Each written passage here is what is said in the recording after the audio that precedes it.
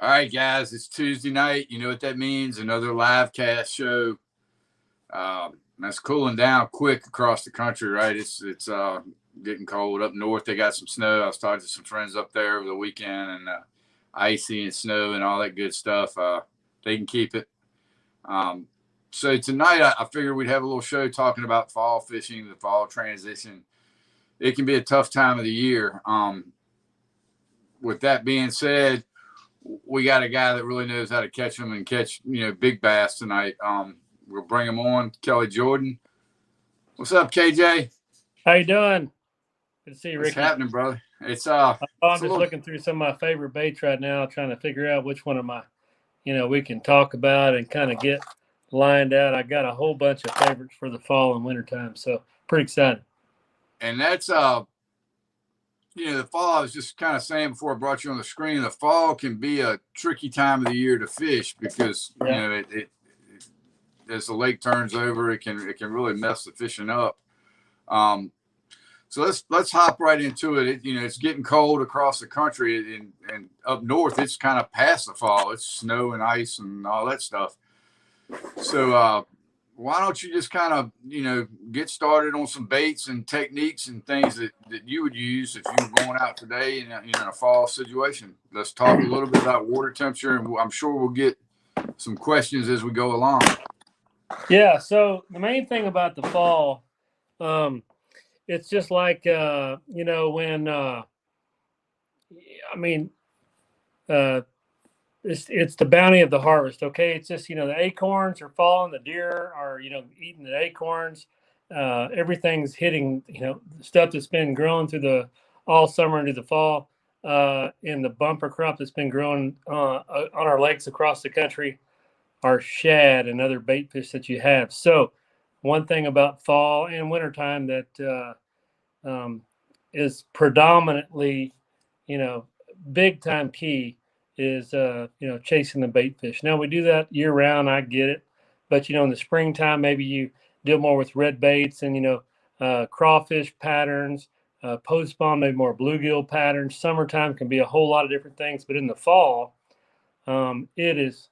I mean, bait fish is the name of the game, and that's typically shad in most places. So, um, the shad they do different stuff in the wintertime and fall, than the rest of the year. So, taking advantage of that is key. So that's why we have a bunch of Lucky Craft baits that excel at that. And there's a wide range. And one thing you got to remember in the fall and in the wintertime, there are fish scattered throughout the water column. There are always some fish on the bank, and there's always some fish out in the middle in a million feet of water, relating to almost nothing except bait, fish schools, um, and chasing them out in open water. And the ultimate scenario with that is if they chase them at the surface and you're able to get some topwater action. So it's a very exciting time to fish. It's also a time of year when you can catch some really, really big fish. Um, you know, Certain lakes go through certain times a year, and they have peaks for when you can catch a really big fish. And then I'm talking personal best. I'm talking biggest fish of your life. The fall and into the winter time, before it gets really really cold and everything kind of shuts down, is one of the key times to catch a really big fish. So, um, I love fishing in the fall, early winter.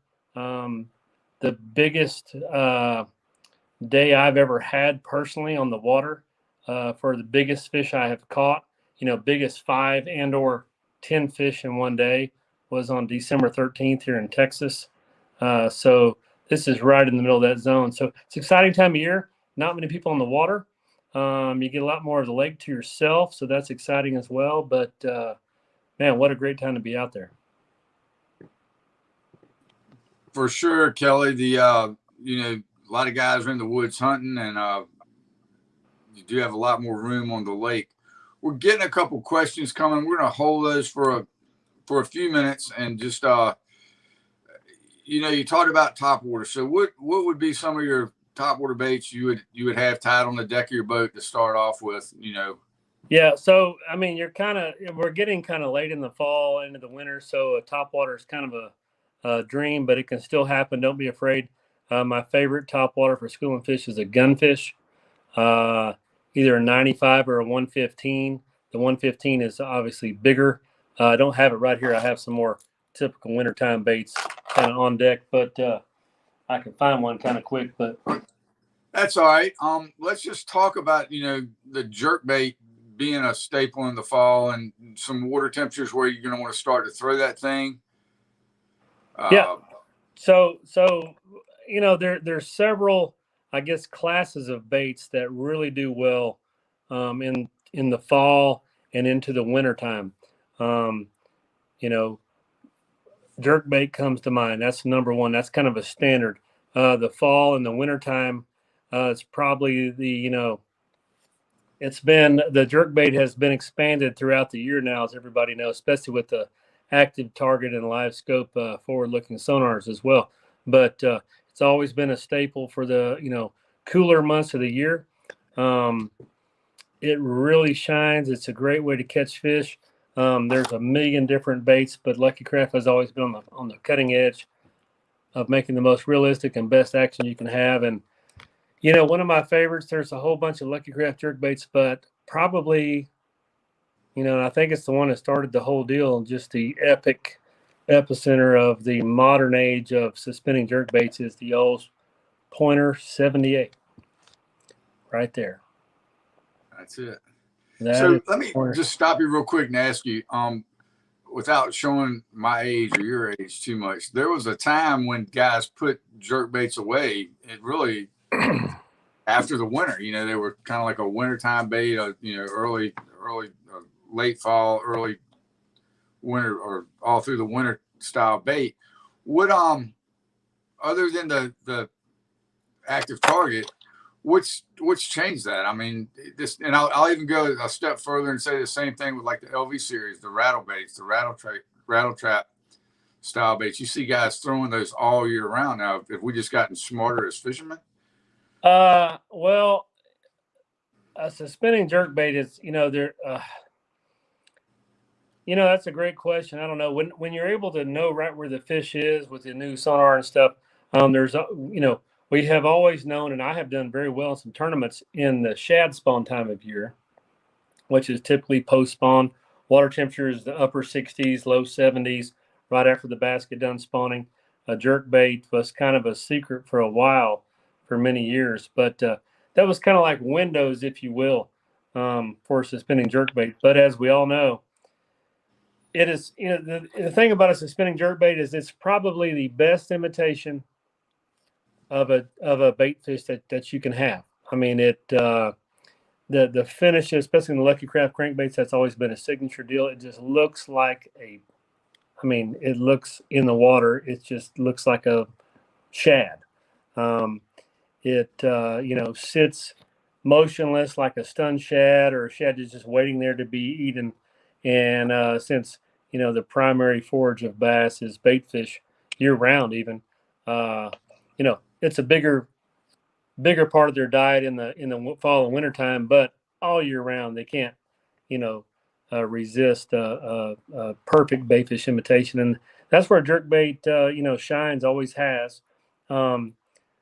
The intricacies of the colors and the actions and the way it suspends perfectly, those are all things that just make it even more effective. But if every bait we have is trying to look like a bait fish, and it's a spinning jerk bait, I mean, it's hard to beat that for a lifelike representation.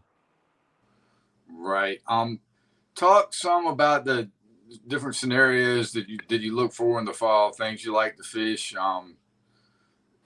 Yeah. So we're in the fall, in the early winter, bait fish is king. One thing that birds are migrating as well.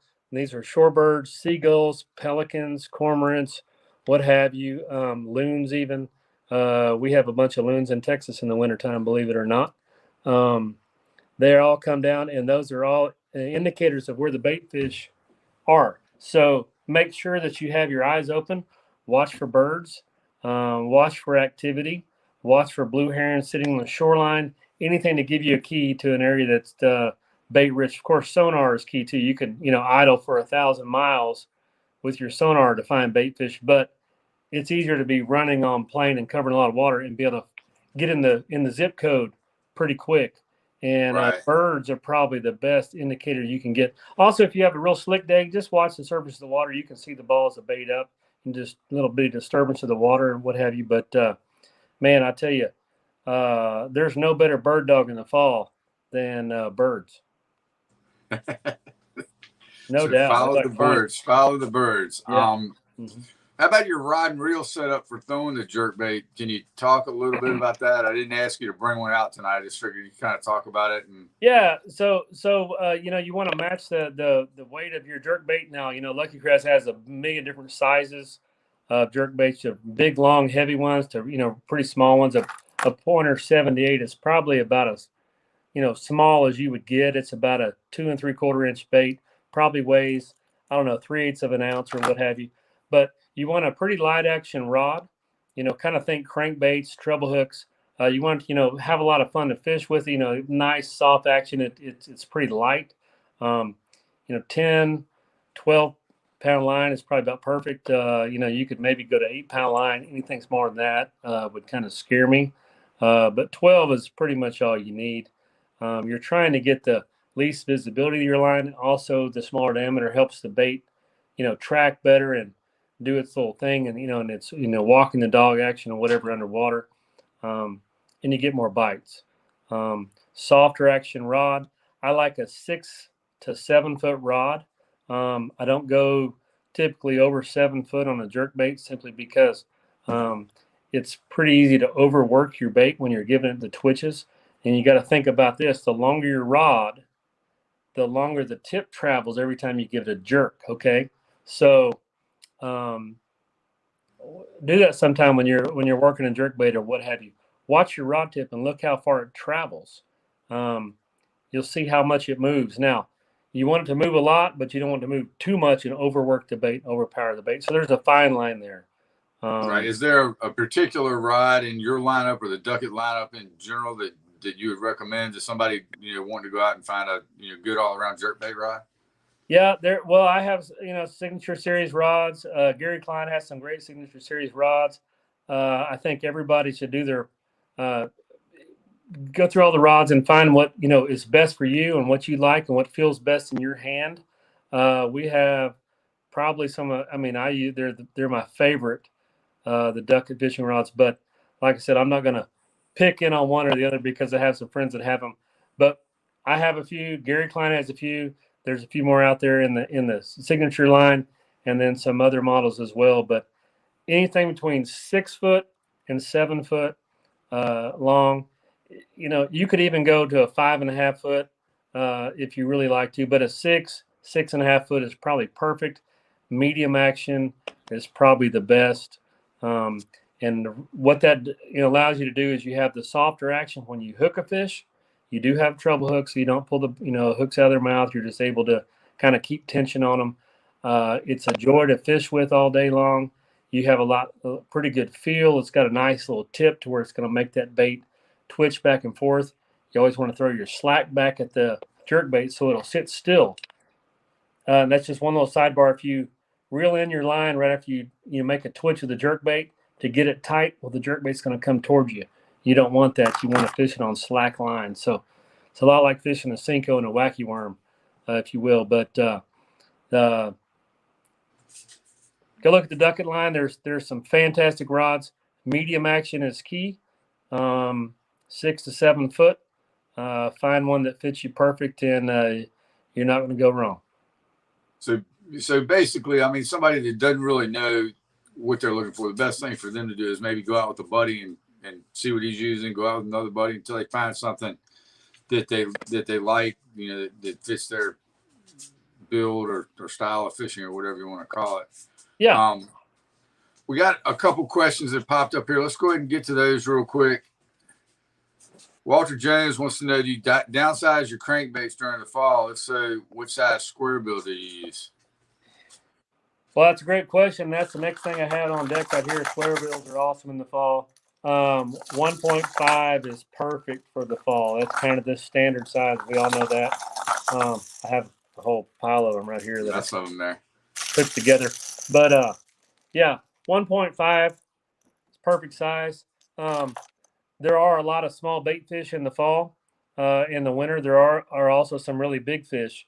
I mean, big shad. There's some big gizzard shad, what have you. There's the adult thread fins. You have all sizes, but typically downsizing is always a great idea in the fall, especially to generate more strikes, um, get more bites. Which most people they like to catch more fish. If you're targeting bigger fish, maybe go bigger, but 1.5, perfect size, just right in there. And that's another deadly fall bait because, like I was saying earlier, you have fish in the whole water column in the fall and winter. So there are always some fish, on the bank. And then there's, fish in between, midway from the bank out to the deep water. And then there's a whole bunch of fish out in the middle chasing bait in open water that think they're stripers in the wintertime. So it's a really dynamic time of year, but square bill's deadly as well. It's on. And I don't know. I got a little sidebar for that for you.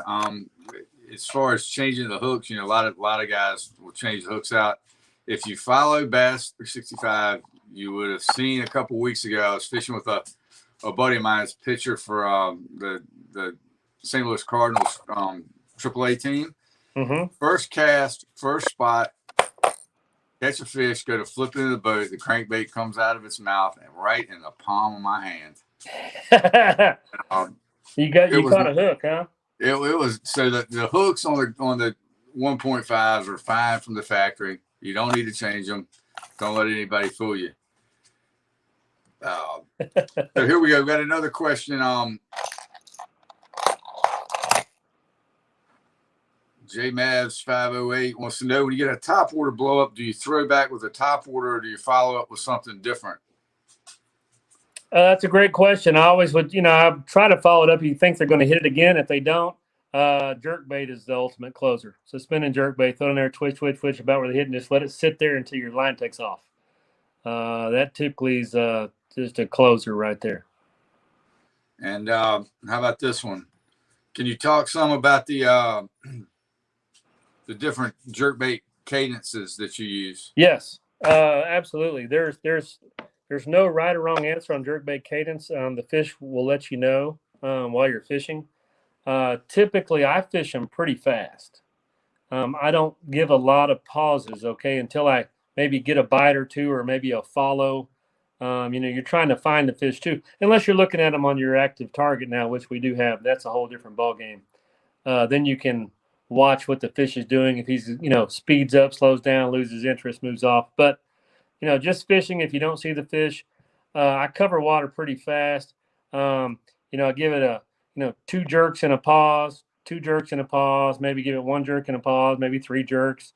Every now and then I'll even crank it maybe, 4 or 5 times real fast.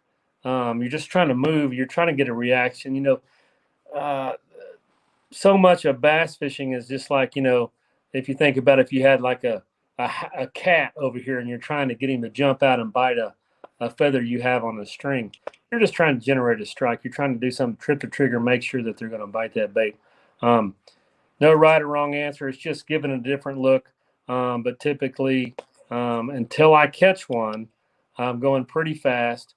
One other thing that I would say on that is most of the strikes on a jerkbait, especially when you're looking, and moving, happen pretty quick. Long cast, throw it out there, either twitch it down or maybe even crank it down 4 or 5 cranks real fast and stop it. Count to about 3, then give it twitch, pause. Count to 1, 2, or 3. Twitch, pause. Twitch, pause. Twitch, pause. Maybe give it about maybe a 4 or 5 second if you think it might matter. Again, you're just trying to figure out what the fish won the day. And then, I usually work it about halfway back to the boat and then make another presentation.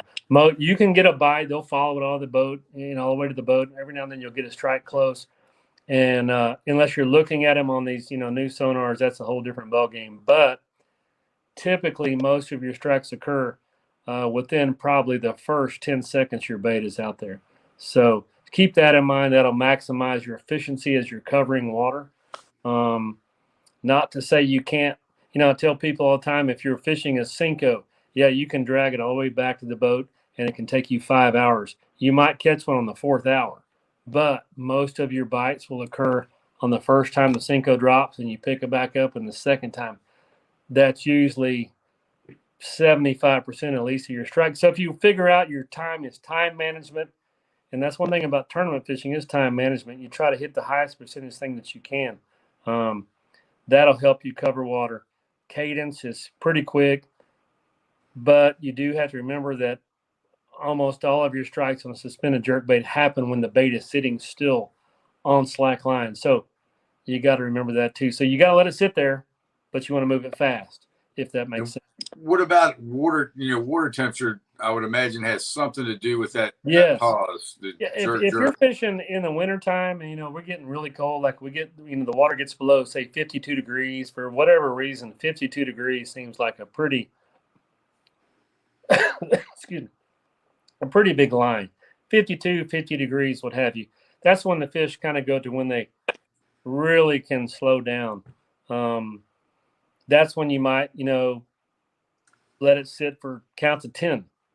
If you have, if you are on like a perfect point that's got a channel swing coming up to it, and there's a bunch of bait fish close, and you've seen a couple fish blow up, I might let it sit for 10 seconds, but I'm going to have a really hard time doing that. I'm just going to be honest with you. You got the patience to do that. I have done that, but typically I'm trying to hit them, but it does work. I mean, my friend Mike McClellan, he's a stick bait guru. He loves stick baits. He talks all the time about throwing it out there, reeling it down, giving it 2 hard jerks, and then setting your rod down on slack line because you want the bait to sit there perfectly. Like I said, if you tighten your line up, it'll be moving and not be sitting there like a dead shad. Set your rod down and eat a sandwich, and then pick it up and see if one's on there. I have never done that, but apparently some people do that and they have success. So, hey man, if that's your thing, more power to you. Yeah, if you can do it, more power to you.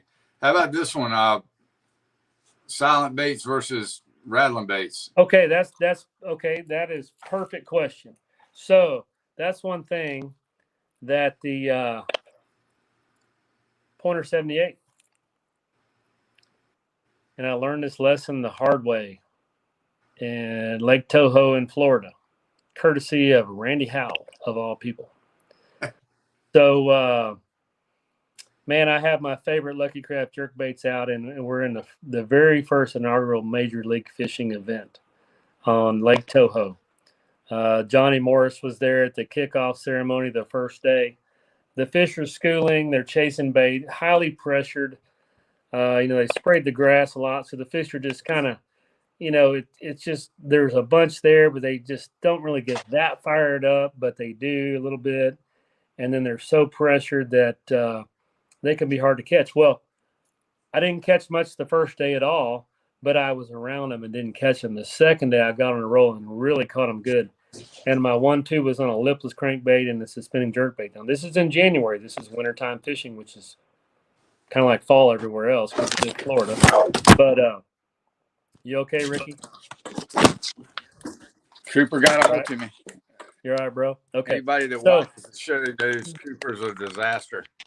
Yeah, that's pretty good. Chocolate lab. Oh, nice.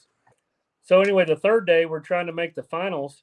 I'm fishing around, and I'm getting a lot of bites, and I'm missing a lot of fish. They're short striking me and what have you. And I'm throwing a Slender Pointer 97, which is my favorite Lucky Craft all-around jerkbait. They would come up schooling, and then Randy Howell came over by me. He was fishing in the area too. And I would hook one, and I would lose it because it was barely hooked. He would hook one and catch one, and he ended up making the final. And I was like, 1 for 7 at one point. It was very frustrating. And I asked him after the tournament, because I went through a whole bunch of different jerkbaits, and I did not throw the Pointer 78. I had it, but I was trying to throw a little bit bigger one to throw it a long way, which is what the Slender Pointer does for you. It has a slender profile, but it's longer and it's heavier, so you can cast farther because the fish are also boat shy. So the farther you can cast away from your boat, typically you'll get more bites. And I said, hey, Randy, what were you doing, man? It was just everyone I would hook would barely have it, not have it, and everyone you hooked had it all the way down their throat, and you caught every one. And we're talking 3 to 5 pounders. It was crazy. Right. And he's sponsored by a hard bait company, but he said, man, he told me what he was throwing, and it was actually this bait right here. And I said, what made you pick the pointer 7-8? He said, because it's silent, no rattles. And I'm just like, he's mic drop, walked off, and I'm just like, I am an idiot. I knew that, and that is the one thing I didn't throw in there. So there's definitely a time for a silent bait, and this bait, quiet. I'm shaking it right now. Right. Nothing. It is just pure, straight up bait fish imitation. None of these rattles. So definitely, I have seen that make a huge difference. Now, there's times when they'll hit one with a rattle better too. I was just letting you know. That's why you definitely want to have all the, some with rattle, some without. But I have seen it make a huge difference. We got a question from Billy Ray. He wants to know when we're going to make the 1.5 spin again. And I don't know the answer to that. I know you don't know the answer to that, but I hope Manuro is watching the show because I've asked him for it 1,000 times, probably more than 1,000 times. So Manuro, we need to bring the 1.5 spin back. If you guys don't know what it is, it's a 1.5. It's got a little spinnerbait blade on the belly of it. Kelly's it's got a spinnerbait blade that comes off the front hook, I guess, right here, and it just comes back in it. It's just a different look. Had its place. Most people looked at that and they said, man, that's probably the craziest thing I've ever seen. But there have been, I don't know if y'all have seen many of the lipless crankbaits that have a spinner off the back as well. They even make spinners with a screw lock now that you can put in the end of a Cinco. Right. There's a time and a place for it, right? And they haven't seen that very much. And I'm telling you what, it's the kind of thing when the fish are there, you're not getting bites, you're not getting the bites you thought you should. You pull that out, and all of a sudden it's bingo. That happens with that bait. All right, here's a ducket question for you. You might know the answer to. New Pro Series frog rod, is it micro guides? The new Pro Series frog rod? Yeah. All the ones in the Pro Series, they're not micro. Really, they're bigger, but they're not full size. They're kind of I think you would call them medium micros. If that right, so kind sense. Of that in between deal. Yeah, there, right? I think they're actually like about 4 or 5 millimeters. And then there's a follow up. What do you think about micro guides for frog fishing? I love micro guides. They take so much weight out of your rod that increases your sensitivity and what have you. It's incredible. A little bit bigger guides are easier to thread if you need to thread your rods. The only time I've really seen it make a difference in ease of use is when the cottonwoods are blooming and you're picking a lot of cottonwood off the water on your line, and it'll clog up your guides. I have seen that happen. And that happens really bad. It gets really thick. And you'll know what I'm talking about if you've ever had it clog up the level line in your bait casting reel. It doesn't matter what reel you have, it will clog up with cottonwood. The little white looks like just fluff flying around in the water. That's the only time when maybe it's a little bit easier to clean it out with a medium micro guide. But, I don't know. It's a trade-off. Right. It's like the jerkbait rod. It's kind of what you're comfortable with and what you like. What you like best. Just remember though, the whole point with the micro guides and the ducket rods, the cutting edge of that, the whole thing was making your rod more sensitive, because those guides weigh so much less. Like a whole set of them, a micro guides on a rod weigh about as much as like 2 or 3 regular size guides, and that makes all the difference in the world.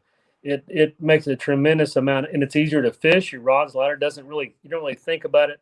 I mean, it's just, how many grams or micro ounces or whatever that is, but it does make a difference after the day. And that's why those rods are so sensitive and a joy to fish with.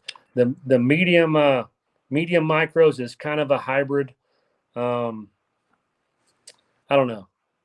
I love micro guys. Medium micros, they're not really better, but it's, they're easier to thread your line through. Yeah, that's especially at our age, right? that becomes a challenge, just like tying a knot. It becomes a challenge. Yeah, I'll buy I you some still reading say, glasses for I, Christmas, Ricky. I don't have to use it. oh, whatever. I still But, say the Palomar is the best knot because it's the easiest one to tie. You don't have to really see it.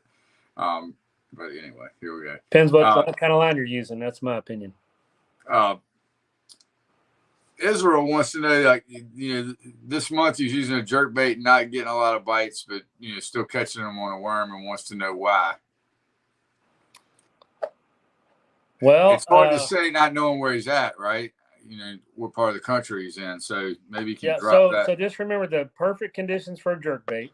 I guess the prerequisites to have success on a jerk bait are this: the water needs to have a little bit of visibility. It can't be too murky. It is a visual bait.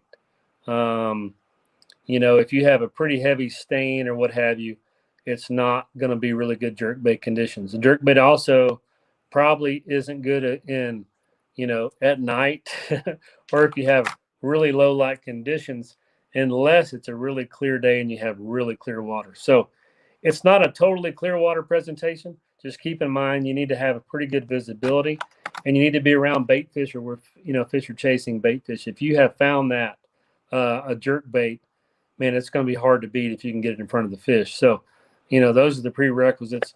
The fish are around it. Some places, some lakes, they don't have a lot of bait fish. The fish are primarily eat bluegill, and crawfish, and that happens in a lot of. There's some pretty big ponds here in Texas that are that way. Tilapia, a jerk bait can emulate those as well. But we're talking about shad, gizzard shad, blueback herring, shiners, glass minnows. There's a whole bunch of different kind of minnows, but that's what a jerk bait emulates, and that's the kind of bait fish that ball up and the fish really school around and chase in the fall. And if you're not catching them, just like I said earlier, try to watch for birds. Find the bait fish. When you get around the bait fish, you should have better success on your jerk bait than a worm, typically.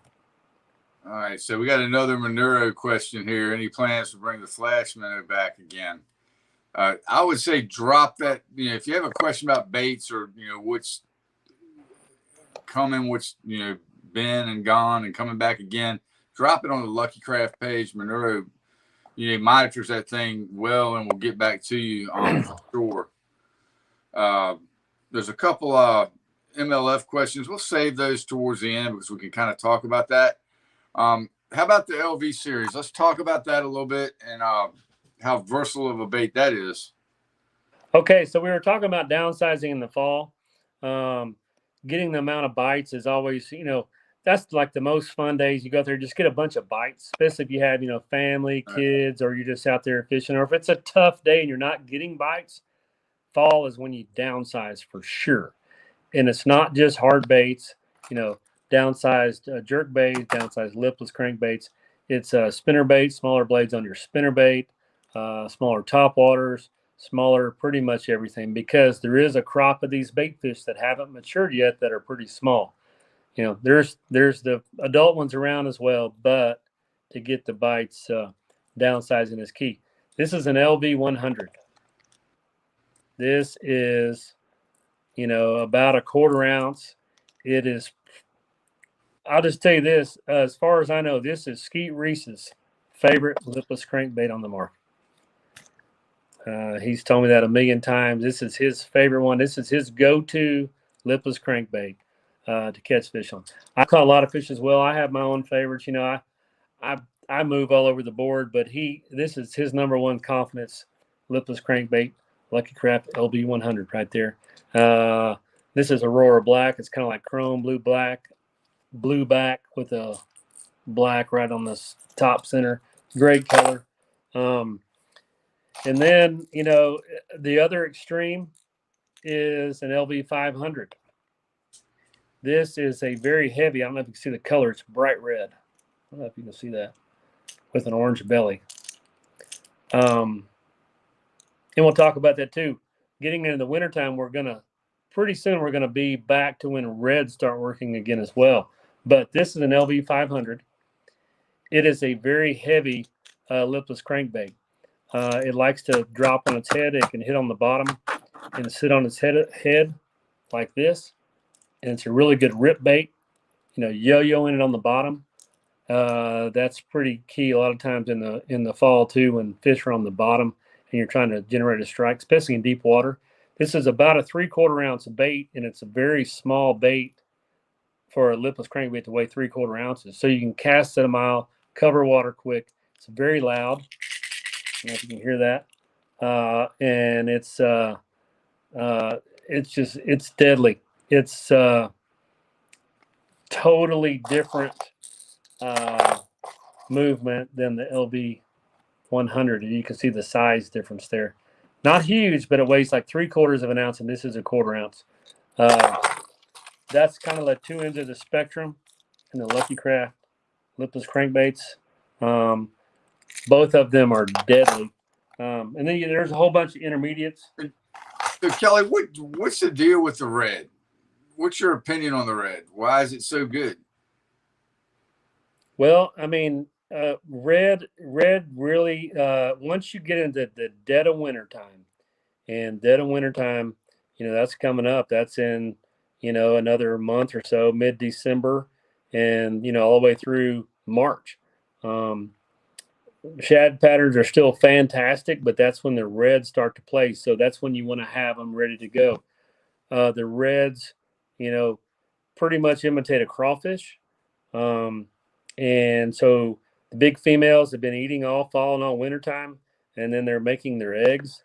I guess it takes a lot of protein, which I guess crawfish, their shells are made out of protein. It's a keratin. It's a kind of protein. I guess I don't know if they can utilize that in their eggs or not, but sounds like a good reason they would eat a lot of crawfish. High protein. And this is the big females, the trophy sized fish, the fish everybody's looking for. That's when you start, pulling out those red baits and big bass see red. When the water temperature Sam Rayburn made that color famous. How many years ago? It's been a couple. Yeah, at least 5. No, at least 5. It was probably before I was born.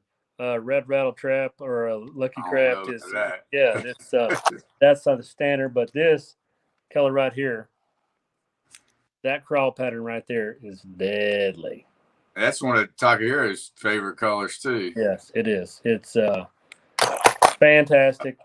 That all started way back when, and like I said, the lipless crankbaits have evolved, and there's been so many improvements to the different sizes, the different actions, the sounds. Some are really loud, some are medium loud, some have one knocker, some what have you. Different actions. We're all trying to find that thing that triggers them on that day. But man, the red ones, and there's so many kinds of reds. But just keep in mind, in my opinion, on the reds, red is a great color, and more on the orange side of red, to me, is the most effective color, if that makes any sense. Don't know why. It's bright, it's flashy, imitates a crawfish. Maybe it imitates, I don't know, bluegills. Well, I don't know, but there's definitely something to it in the big female bass. And again, this is the time of year when you catch huge fish. Something in that reddish orange color is pretty hard to beat. Right. What about J Mavs wants to know again, when you say winter for red, what water temperature are you talking about, or is that again relative to the area of the country you're in? Man, I don't know. I mean, the colder it gets, I think that is when red maybe even shines even more. I don't know. It's just so weird. Anything under 50 degrees or 55 degrees, is that, a good rule of thumb? Until your lipless crankbait isn't bouncing off the water, because it's hard. Right. When it on the cold side, but on the warmer side, you're still looking at that 50 to 55 degree water temperature is when I guess magic number you're talking about. So the perfect pre-spawn temperature, like we're saying we're going past wintertime in the spring now, I guess, but in the fall you can find these temperatures as well. But 55 degrees, 52 to 55 is like the perfect pre-spawn temperature, and that's when the fish are, they're feeding like crazy, hungry. In the spring, when we get through the wintertime going into the spring, 60 to 62 degrees is about when they go in the bed. So when it gets above 55, and gets close to 60, that's when it can kind of start getting funky, and the reaction baits, that bite may slow down. It may not, but just remember, you got a window there when the water temperature is in the 50s, especially around the mid 50s. Man, that is I mean, that's probably, to me, that's the best water temperature to throw a lipless crankbait in, because it just shines. I mean, it's a spinning jerkbait, lipless crankbait, square bill. There's a few other variations of that, but that's in the water temperatures in the 50s. Those are baits you need to have tied on whenever you find those water temperatures. Right. Can you just speak a little bit on the retrieve, because the rattling bait is not just a throw it out and wind it in, type deal. Well, it can be, and that's beautiful, because I mean, I used to call, when I was a kid, guy took me fishing. He said lipless crankbaits are idiot baits. You can just throw them out there and reel them in and catch fish. Well, that is true, my friends. And that helps me catch a lot of fish as well. You can throw it out there and cover water. Now, variations. Yeah, it's so versatile. There, you can, again, if you don't have a lot of patience, I mean, you can burn a lipless crankbait. I mean, I'm talking fish it as fast as you can, throw out there, reel it in as fast as you can the whole time. That gets a lot of reaction strikes, especially when that water temperature is in the mid 50s. You can get bites doing that you normally wouldn't get, but slow rolling it on the bottom like you would a spinnerbait. You can slow roll it on the. I mean, I'm talking almost drag it on the bottom. That is deadly. Medium retrieve, stop and go. So reel, 5 or 6 or 7 cranks, just stop. Then reel 5 or 6 or 7 cranks. Some days you'll get a strike every time you stop it. You can let it hit the bottom and yo-yo it and give it little rips off the bottom. Or you can burn it. I mean, there's so many things you can try. Typically, my standard retrieve, lipless crankbait is about a medium retrieve, if that makes sense. I use a high-speed reel, 6.3 to 7 to 1. You're covering some water. Stop it every now and then. If you're not getting strikes, maybe on a end of your long cast, maybe let it sink down. If you're fishing maybe, 5 or 10 feet of water, you might want to let it sink for a little while and get it down there. And then, bring it in pretty good. And then slow rolling it on the bottom. This is how you would slow roll lipless crankbait. Throw it out there, let it sink to the bottom. Line go slack. Then start a medium retrieve.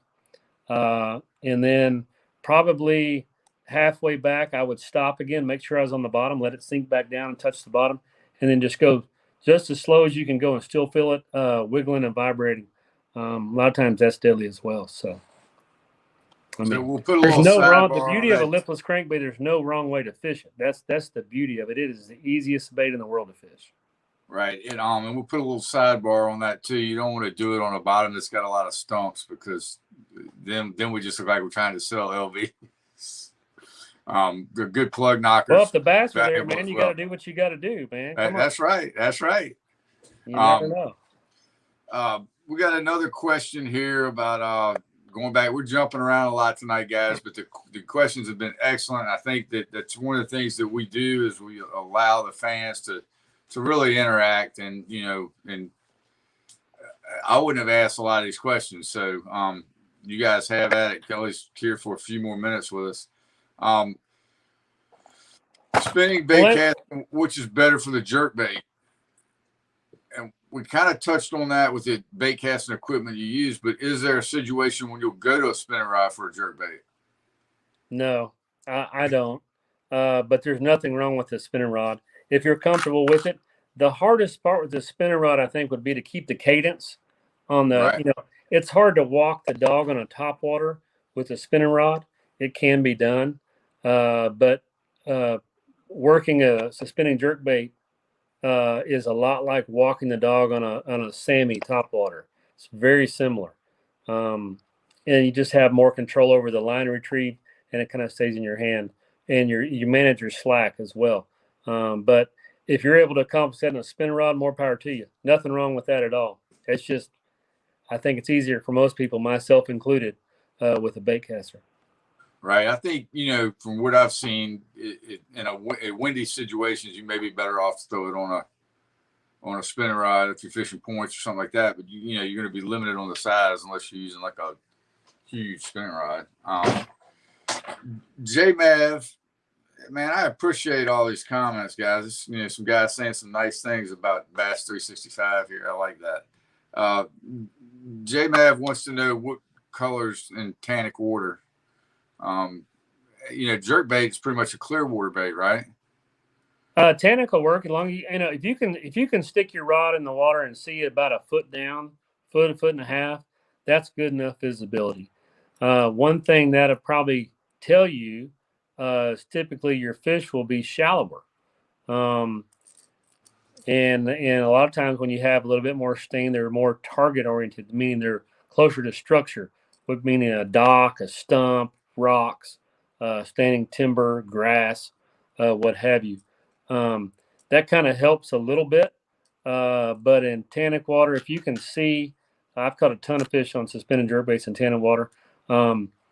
If you have bright, here's my rules, or at least they're not really rules, but they're starting places, if that makes sense. Suspending jerkbaits. If it's bright, sunny, in the water, it bright and sunny, typically I'm going to use a shiny one, okay? Especially if I have some wind. I'm going to use something that has some flash, some chrome, what have you. There's a million colors like that. If it's dead calm, I'm going to use one of the more realistic, this is a ghost minnow color.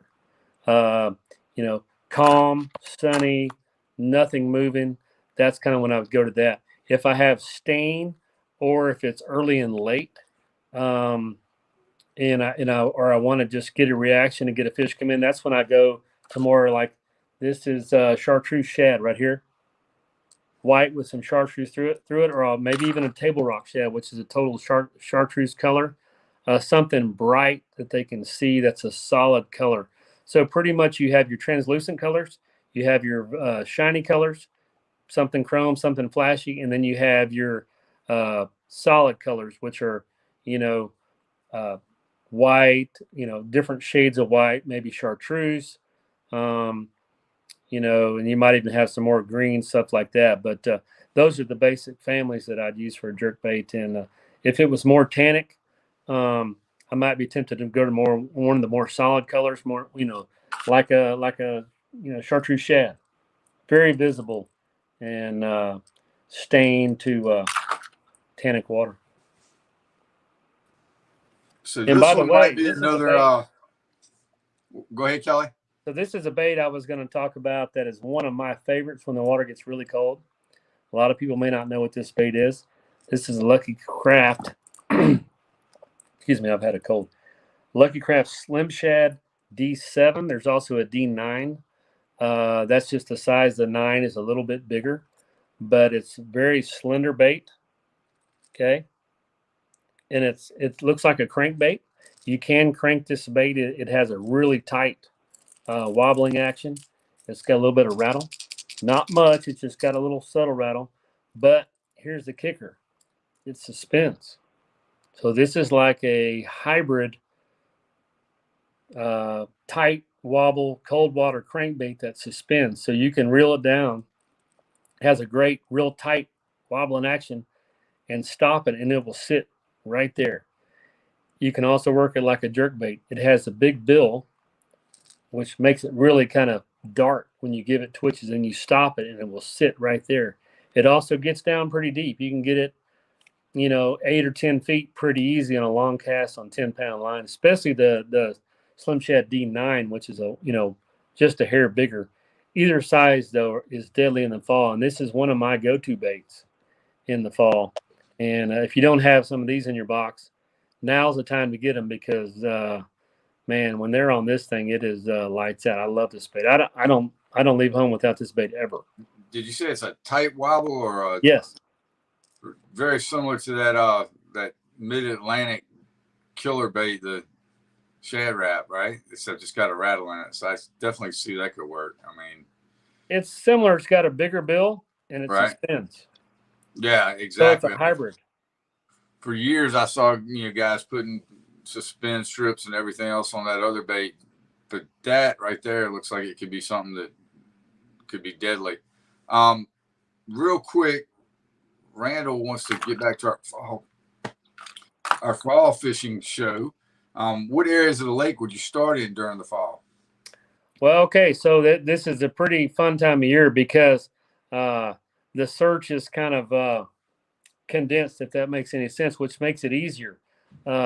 This is the time of year when you can go as far back in the creek as you can go. The shad will push back there. You know, they started in September into October. The water's better, quality's better back there. They're constricted. You know, they can't roam anywhere, and the bass know that, and they chase them. So back to the creeks. You know, it's real simple. You can chase them back there. The other place they'll be is in the main lake mouths of the creeks and off, you know, big points and what have you. That's where birds kind of come more into play. But one of the things about fall, if you want to go be real simple and real straightforward, man, get us some creeks, go to the backs of the creeks, find the shad. They might not be in every creek. If they're not there, move, go to the next one. But it really simplifies things, because when you do find that creek that the shad just piled in, it's game on. And I mean, you can catch fish. I've had some of my most fun days in the fall in the back of some creeks, and shad everywhere.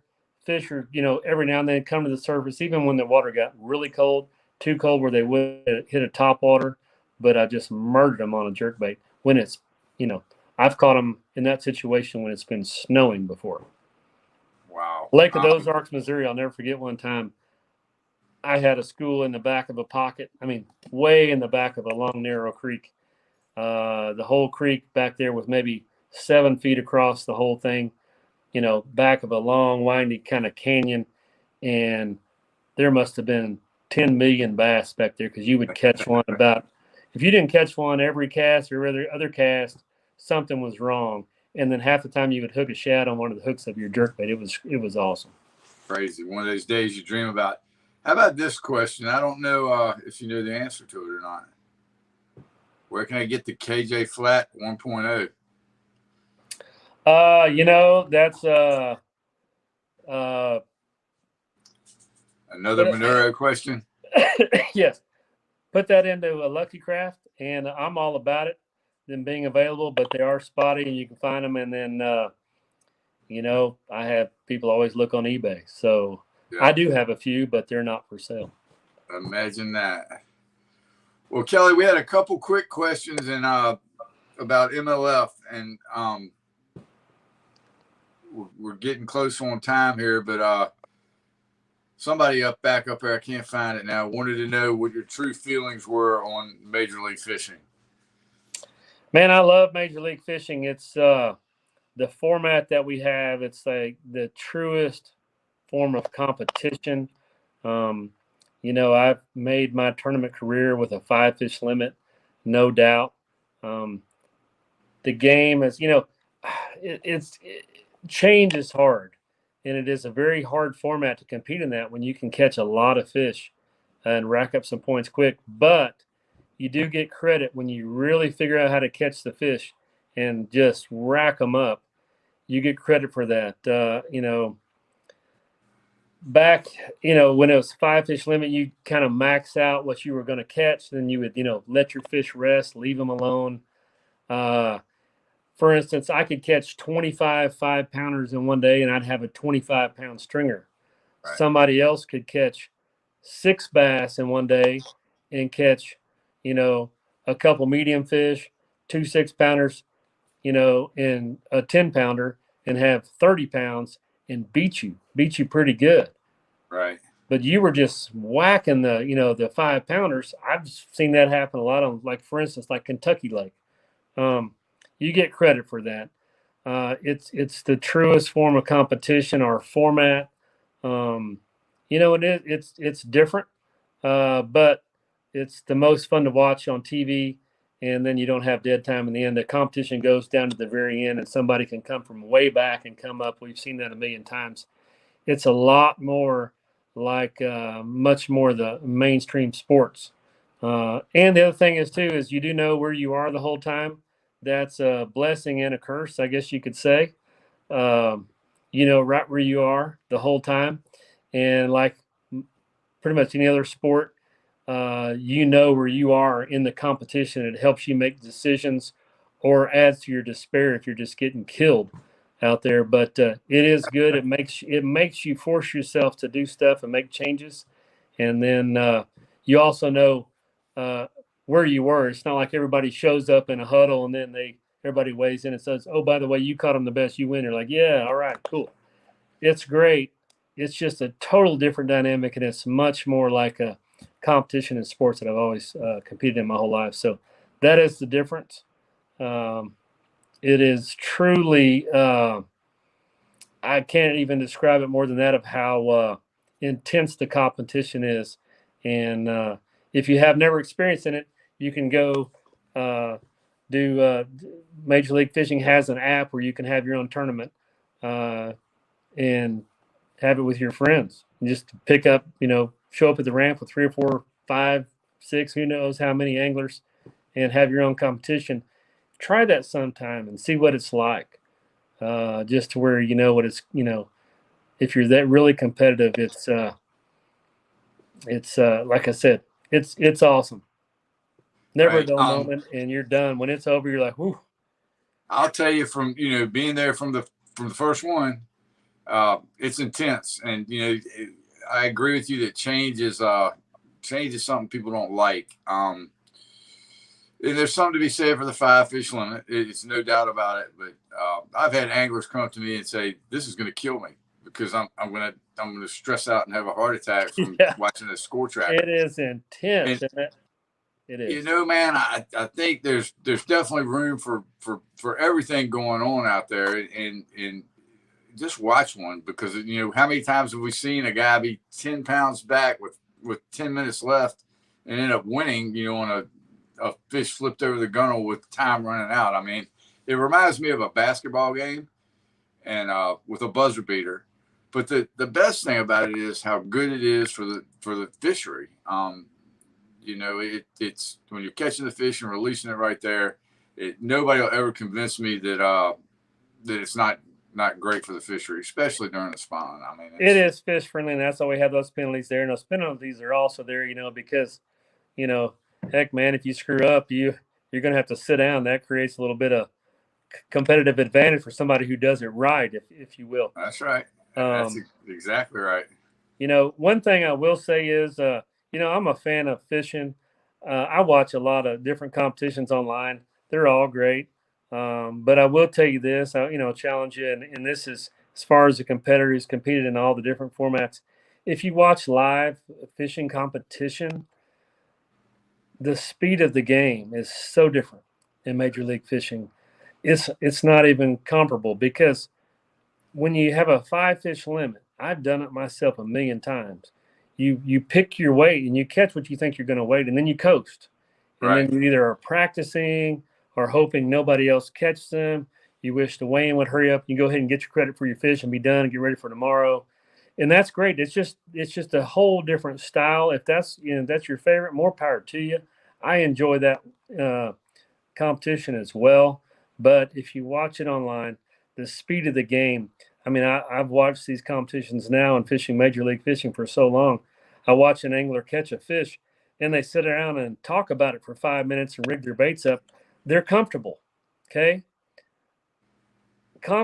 Competition should never be comfortable. Right.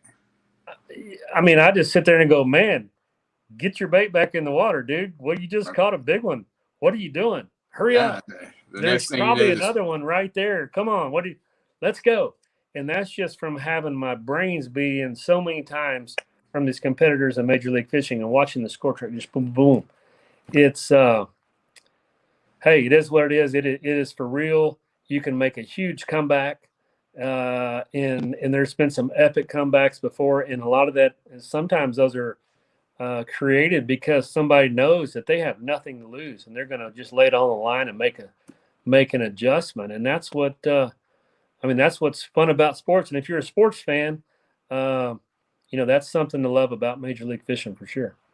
Yeah. And the, here's a tidbit you may know, you may not know off the top of your head. So was it 2 years ago they put in the rule where you win your group, you advance to the championship? Yep. And I've been meaning to get the stat, but it's very rare that guy that wins his round wins the tournament. I don't know, man. It has happened. I think it's about a 50-50. No, I think once or twice. Once or twice. No, All right, so I think me you're and Kelly wrong. gonna have a competition. I I'm think you telling look it up. I think it's about a 50% is one of the guys who won their round. Seriously. I don't think it's that high. We'll have to. Kelly and I are having a competition over. We will come back with the stats. It's will, a pretty astonishing stat. The guys who win their rounds have done amazingly well. And so I think you're wrong. I think you're wrong on that. We're gonna find out. I'm pretty sure I'm right, but 50-50, that's pretty good though. I mean, that's if it's 50-50, I'll be shocked. I thought it was you only got 2 out of 10. A couple people had ever done it. So we'll have to do some research on that. Guys, weigh in what you think. That's what I would like to know. What you guys think about it. Kelly, and it's always a pleasure having you on. You're welcome anytime. You know that. Any news you want to tell us about moving forward into 22? Well, I got my new boat, breaking that in. I'm pretty excited about leaving this Thursday to go to Gunnersville for there's a charity event. Major League Fishing and Major League Baseball players are fishing for Cast for Kids. That's what it's called. That's not to be confused with the Cast for Kids deal that Jay Ellis runs. It's just the name they had on it. It's benefiting children, and it's going to be pretty exciting. Get to meet up with these guys and fish with some Major League Baseball players, all for a good cause, and looking forward to that. So I'm going to get that new basket out there, and we're going to see what it'll catch this weekend. Exciting stuff. The schedules are all out. There's a bunch of MLF on TV between now and the end of the year. You should be able to get your fishing fix before we get started back fishing again. Guys, I appreciate all the support. I'm blown away with all the comments we've gotten tonight. We'll be back next Tuesday night. I think Cody Meyer is going to be on, and we'll probably talk about the wacky rig or something ridiculous like that. But Cody, that was just for you, man. He's pretty versatile. He knows how to throw it all, man. Don't. Yeah, but he can catch him on that wacky rig. Probably going to talk about big swim baits or something. Who knows? We did that last week. We did that. I got my arm hurt. So, yeah, we're having some fun, enjoying a little bit of time off. Cooper's driving me crazy. Say hi, Cooper. You can't get up there. But, Kelly, thank you. Hope you get to kill a deer before the end of the season. Merry Christmas to you and your family. Happy Thanksgiving. We'll be in touch soon, my brother. Yeah. Hey, thanks for having me on and appreciate it. And thanks for everybody watching. Hope everybody has a happy Thanksgiving and a Merry Christmas and a Happy New Year. We don't see you and hope you get to spend a lot of time on the water and catch a lot of big fish. Absolutely.